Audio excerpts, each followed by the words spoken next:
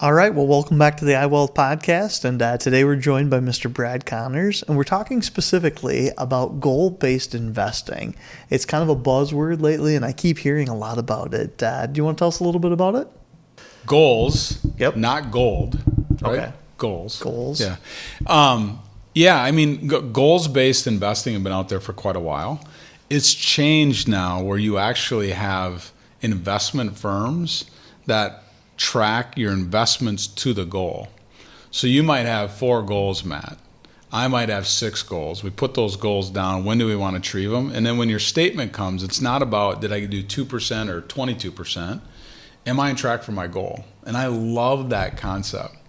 In fact, one of the things that we did early on is we started to put money aside, like in wedding accounts for our kids.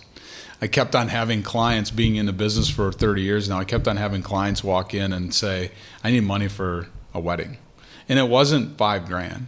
It was 15 grand, 20 grand, 25 grand. It's like, holy crap. Like, I better save for that if that's a goal. Like, if my daughter's gonna get married someday, I better save for it. And so, when Kendra was 10, we started to put some money aside in an account. And I remember Trudy saying to me, Brad, I think we got the wedding dress paid for. When one of the statements comes. So that's what goal-based investing is. It's really just putting your money where your heart and mouth is, kind of, Yeah.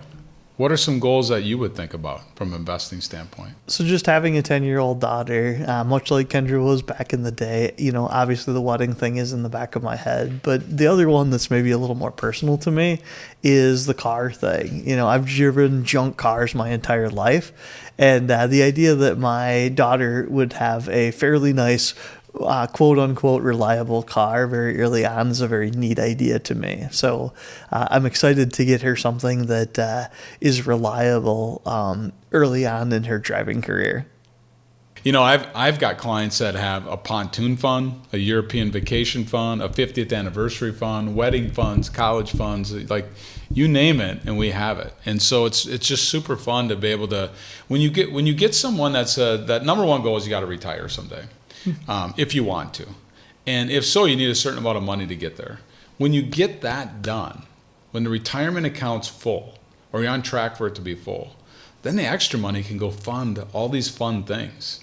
I want to take a 30-day sabbatical and go and walk across, the Apostle Paul did in Spain someday. Like, fund it. Put some money behind it and fund it so that you can actually make that happen. Yeah. So goal-based investing is actually really, really fun. And it's super important.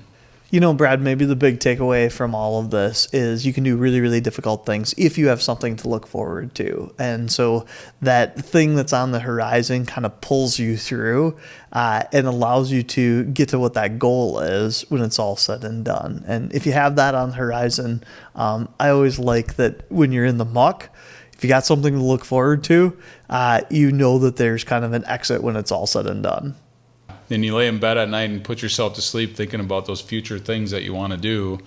And if they're funded, then you don't have an excuse in your mind not to go. Yep. Because you've already funded that goal of yours. So yeah, it's pretty cool to think about. So if you don't have any, like your travel fund should be in a bank because you're going to use it. Like go to the bank account, set up a separate bank account, call it travel, and put some money in it. And then when you want to go on vacation, start pulling some money out of it. Yeah. I mean, make sure your 401k is funded and all that other stuff, but goal-based investing can actually be kind of fun.